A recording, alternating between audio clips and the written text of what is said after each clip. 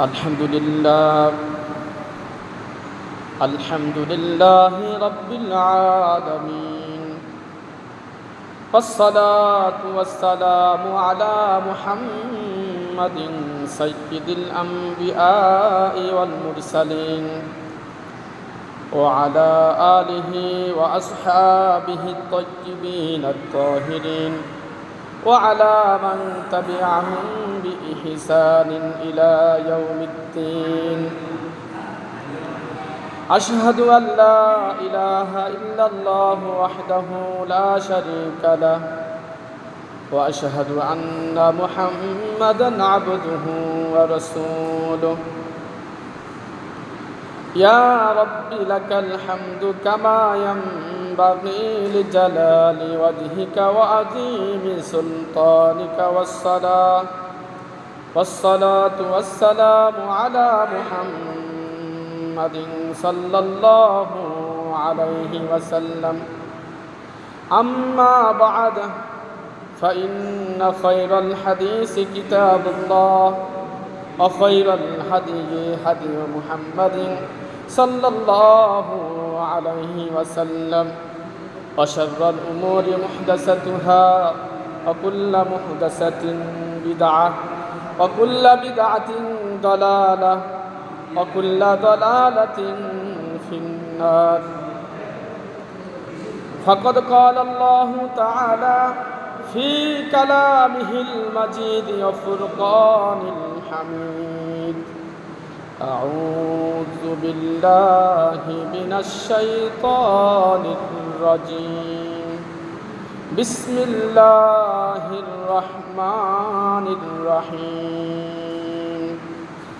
حافظوا على الصلوات والصلاة الوسطى، وقوموا لله قانتين. وقال رسول الله صلى الله عليه وسلم: مروا أولادكم بالصلاة وهم أبناء 7 سنين، واضربوهم عليها وهم أبناء 10 سنين، وفرقوا بينهم في مضاجعهم. قال أصحابي رسول الله صلى الله عليه وسلم: أي شيء أعمل أفضل؟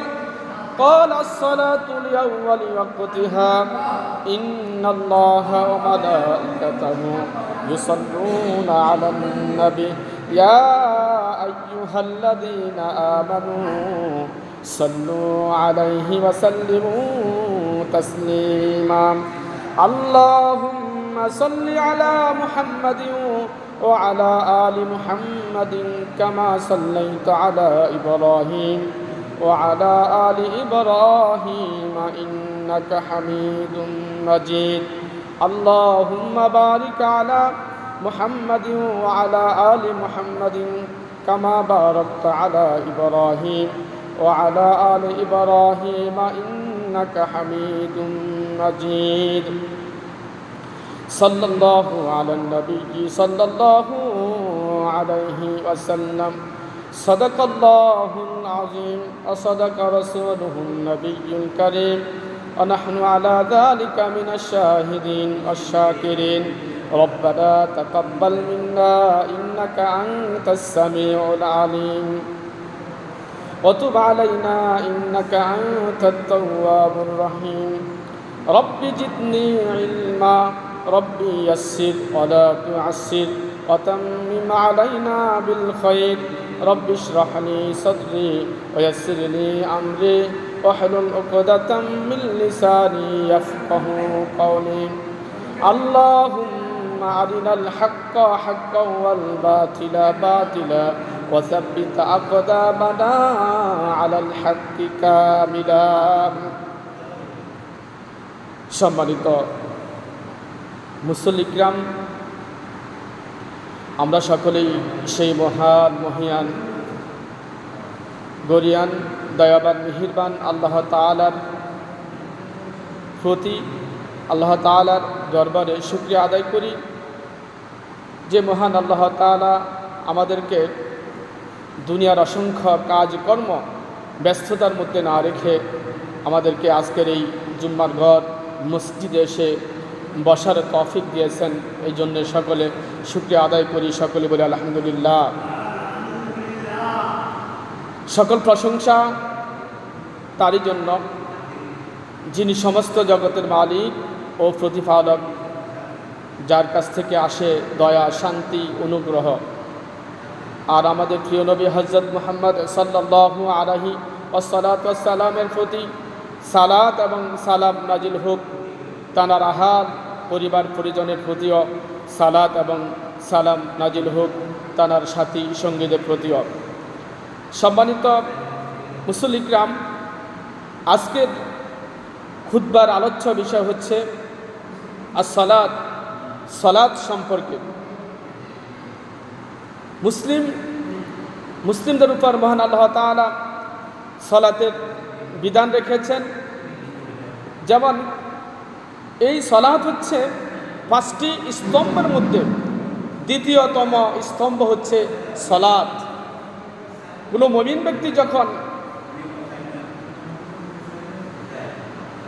কোনো কাফের যখন মুমিন হবে, অর্থাৎ ইসলাম ধর্ম গ্রহণ করবে, মুসলিম হবে, তখনই প্রথমেই তাকে সালাত আদায় করে দিতে হবে।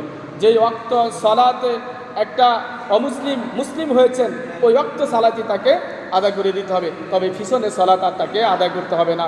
আল্লাহ তাআলা যখন কোনো ব্যক্তি অমুসলিম যখন মুসলিম হয়, আল্লাহ তাআলা যখন মুসলিম হয়েছে এই পর্যন্ত পিছনের গুনাহগুলি আল্লাহ তাআলা তার ক্ষমা করে দেন। যত বৃহত্তম গুনাহই হোক না কেন, আল্লাহ তাআলা সমস্ত সগীরা কবিরা অর্থাৎ সগীরা কবিরা গুনাহগুলি আল্লাহ তাআলা ক্ষমা করে দেন। সমস্ত গুনাহ, শিরকি গুনাহ আল্লাহ তাআলা ক্ষমা করে দেন। কেননা সে ছিল অমুসলিম, সে যখন মুসলিম ধর্ম গ্রহণ করে তখন তাকে আল্লাহ তাআলা ক্ষমা করে দেন, কিন্তু তখন থেকেই তাকে সালাত আদায় করতে হবে। বুনিয়াল ইসলাম আলা খামসা, ইসলামের স্তম্ভ হচ্ছে 5টি। শাহাদাত আল্লা ইলাহা ইল্লাল্লাহ, প্রথমেই তাকে শাহাদা দিতে হবে, বলতে হবে আল্লাহ ইলাহা ইল্লাল্লাহ, আল্লাহ ব্যতীত কোনো মাবুদ নেই। ওয়া আশহাদু আন্না মুহাম্মাদান আবদুহু ওয়া রাসূলুহু, এবং আরও সাক্ষ্য দিতে হবে যে মুহাম্মদ সাল্লাল্লাহু আলাইহি ওয়াসাল্লাম আল্লাহর বান্দা এবং রাসূল। ওয়া ইকামাস সালাহ, তারপর তাকে সালাত আদায় করে দিতে হবে, দ্বিতীয় স্তম্ভ হচ্ছে সালাত। ওয়া ইতা'আজ যাকাত, তারপর তাকে যাকাত প্রদান করতে হবে। ওয়াল হাজ্জা ওয়া সাওম রমাদান, এবং তাকে হজ করতে হবে আর রমজান মাসে রোজা রাখতে হবে। এই হাদিসটি বুখারী শরীফের মধ্যে আসছে। মুসলিম হতে হলে এই 5টি স্তম্ভের মধ্যে প্রতিষ্ঠিত থাকতে হবে, তারপরেই সেই হবে মুসলিম। সালাত, মুসলমানদের দৈনিক 5 ওয়াক্ত সালাত আদায় করতে হয়, তাও আবার জামাতের সাথে আদায় করতে হয়। কিসের সাথে আদায় করতে হয়?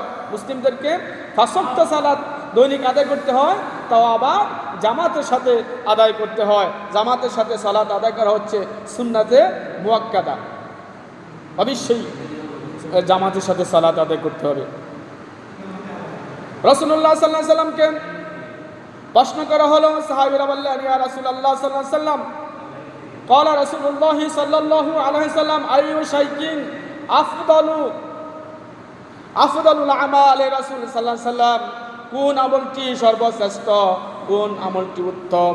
রাসূল সাল্লাল্লাহু আলাইহি সাল্লাম বলেন ক্বালা as-salatu li-awwali waqtiha, যে ওয়াক্ত মতো সালাত আদায় করা, অর্থাৎ সালাতের প্রথম ওয়াক্তে সালাত আদায় করা হচ্ছে সর্বোচ্চ উত্তম কাজ।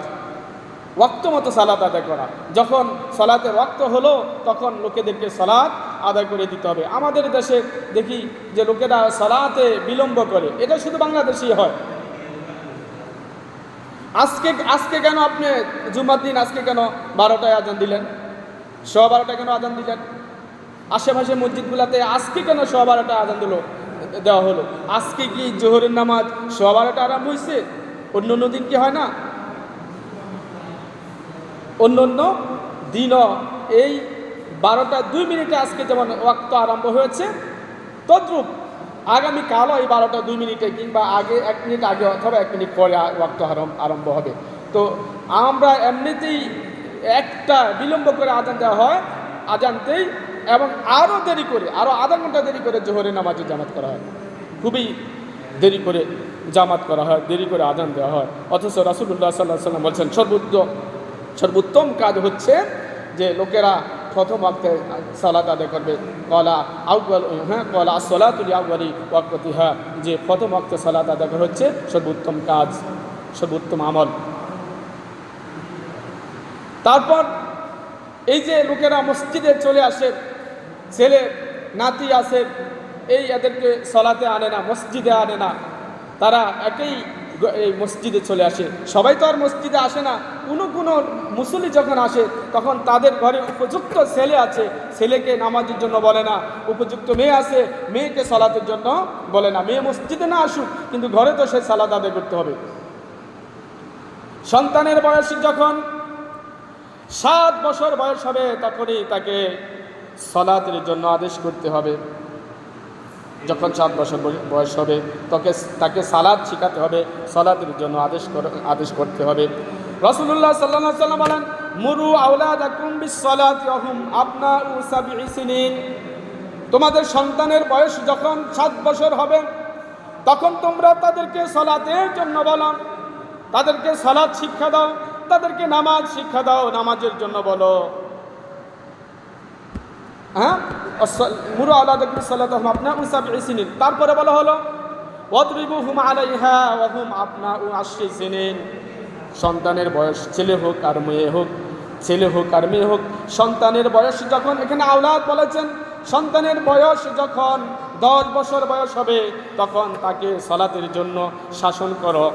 তাকে কি করো? সালাতের জন্য তো বলবাই। সে যদি সালাত না পড়ে তাকে সালাতের জন্য শাসন করো, প্রয়োজন হলে তাকে প্রহর করো, মারো, তারপরে তাকে সালাত আদায় করতে হবে। অফারিকু বাইনাহুম, আর তার বিছানা তার মা বাবার থেকে আলাদা করে দাও। তো এই সন্তানের বয়স যখন 7 বছর বয়স হবে তখন থেকেই কিন্তু তাকে সালাতের কথা বলতে হবে। 10 বছর যখন বয়স হবে তাকে পরিপূর্ণভাবে সালাতের জন্য আদেশ করতে হবে। সে যদি সালাত না আদায় করে তাহলে তাকে কি করতে হবে? সালাত না আদায় করলে তার খাওয়া দাওয়া বন্ধ করে দিতে হবে, তাকে শাসন করতে হবে। কথা বুঝতে পারছেন? এখন আপনি আপনার সন্তানকে কিভাবে সালাতের কথা বলবেন? আপনি নিজেই তো সালাত পড়েন না। আপনি দেখেন মাগরিবের আজান হচ্ছে, চারিদিকে মাগরিবের আজান হয়, আপনার ঘরের পাশেই যেই দোকান, আপনি দেখবেন দোকানে লোকগুলা বসে আছে, মসজিদে আসে না, নামাজের জন্য আসে না, মসজিদেই বসে থাকে, রাস্তাঘাটে বসে থাকে, নামাজে আসে না। আরে ভাই, আপনাকে তো সালাত অবশ্যই আদায় করতে হবে। আপনি যদি কোনো কারণে, যদি ঘরের মধ্যেও যদি আপনি কোনো কারণে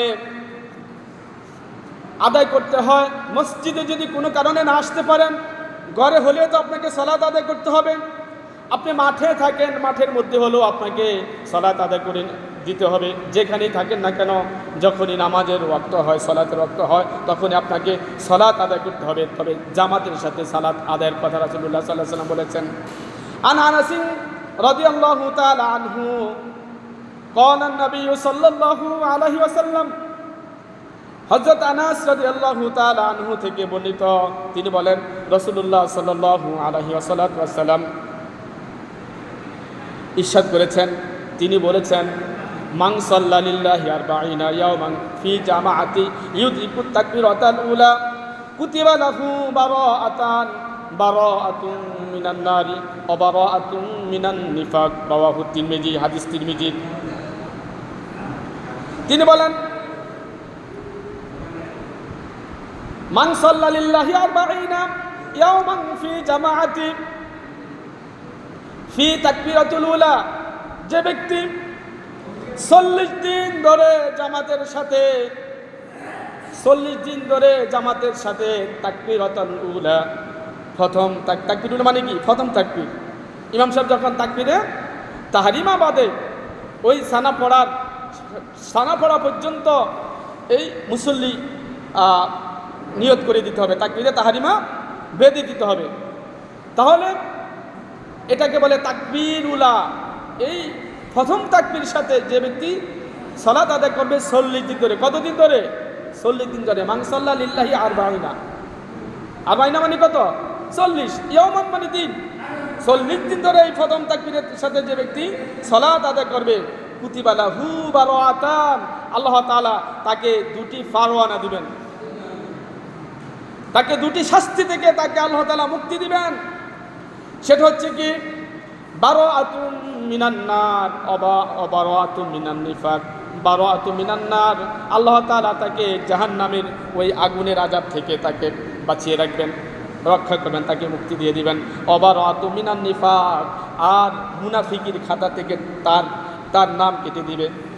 মুনাফিকের খাতা থেকে তার নাম কেটে দিবে। কখন? যদি 40 দিন ধরে যদি 5 ওয়াক্ত সালাত জামাতের সাথে আদায় করতে পারেন, তাহলে জাহান্নামের আযাব থেকে, ওই আগুনের আযাব থেকে আপনার নাম কেটে দিবে এবং মুনাফিকের খাতা থেকে আপনার নাম কেটে দিবে।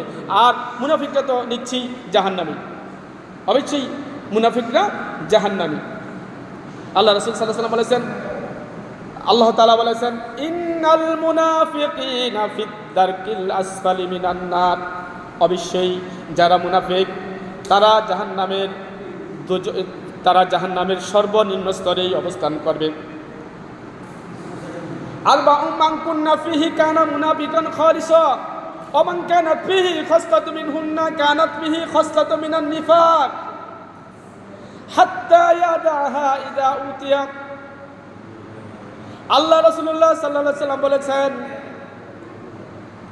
অবশ্যই মুনাফিক 4টা কারণে লোকেরা মুনাফিক হয়। 4টা খাসালত যার মধ্যে থাকবে সে খাঁটি, একেবারে নিরেট মুনাফিক, তার মধ্যে কোনো ভেজাল নেই। আর যদি একটা মুনাফিকি যদি থেকে যায়, একটা এই খাসালত যদি 4টা খাসালতের মধ্যে একটা খাসালত যদি থেকে যায়, তাহলে একটা খাসালত তার মধ্যে থাকলো, একটা খাসালতই তার মধ্যে থাকলো, তা হচ্ছে হাত্তা ইয়াদাহা ইযা উতুমিনা খন। তার কাছে যখন আমানত দেওয়া হবে সে তখন সেটা খেয়ানত করবে। আপনি আমাকে দিয়ে, আমি বলি, আপনি আমার কাছে 500 টাকা জমা দেন। 500 টাকা যদি আপনি আমার কাছে জমা দেন, এমন সময় আপনি 500 টাকা চাবেন, আমি আপনাকে দিব না। 1 সপ্তাহ চাবেন, আমি তাও দিব না। 2 সপ্তাহ পরে চাবো, তাও দিব না। 1 মাস পরে, 1 বছর পরে, বছর পরে যুগ চলে গেল, এই যে 100 টাকা আপনি আমার কাছে জমা রেখেছেন, অর্থাৎ এটা আমানত রেখেছেন, এটা আমি খেয়ানত করে দিয়েছি, এটাই হচ্ছে আমানত, খেয়ানত করা। ব্যাংকের মধ্যে আমরা গরিব মানুষ কিছু টাকা রাখি, 100 টাকা 200 টাকা করে রাখি। এই যে ব্যাংক মালিক এই টাকাগুলো নিয়ে পালিয়ে যায়, ব্যাংকের খোঁজ আর পাওয়া যায় না, এ টাকা জীবনও ফিরত পাওয়া যায় না। এগুলো হচ্ছে আত্মসাৎ, আমানত, খেয়ানত। ওয়াইদা হাদ্দাসা কাযাব ওয়াইদা হাদ্দাসা কাযিবা। আর যখন লোকেরা কথা বলবে তখন তারা কথায় কথায় মিথ্যা কথা বলবে। এমন মিথ্যা কথা বলে লোকেরা, এত মিথ্যা কথা বলে যে কোনটা সত্য কোনটা মিথ্যা বুঝাই যায় না। মুনাফিকের আলামত। তারপর বলা হলো ওয়াইদা আহাদা গাদারা। কোন ব্যক্তি যখন ওয়াদা করেন, ওয়াদা বরখেলাপ করেন, দিচ্ছি, যাই, যাব, যাচ্ছি, বিভিন্নভাবে যখন ওয়াদা করে, ওয়াদা বরখেলাপ করে। 3 নম্বর হচ্ছে ওয়াদা বরখেলাপ করা। আর 4 নম্বর হলো ওয়াইদা খাসামা ফাজারা। সে যখন জলগা কলহ করে, অশ্লীল আচরণ করে। এটা হাদিসটি বুখারী শরীফের মধ্যে আসছে। 4 নম্বর হচ্ছে যখন জলগা কলহ করে, কারোর সাথে যখন জলগায় লিপ্ত হয়, তখন অশ্লীল আচরণ ব্যবহার করে, অশ্লীল কথাবার্তা, অশ্লীল বাক্য ব্যবহার করে। আমি অনেক লোকের দেখছি উলঙ্গ হয়ে যায়, এই যখন ঝগড়া করে উলঙ্গ হয়ে যায়, উলঙ্গ হয়ে লুঙ্গি উপরে তুলে তাকে গালমন্দ করে, মানে প্রতিপক্ষকে গালমন্দ করে। এগুলো হচ্ছে অশ্লীল আচরণ, অশ্লীল কথাবার্তা।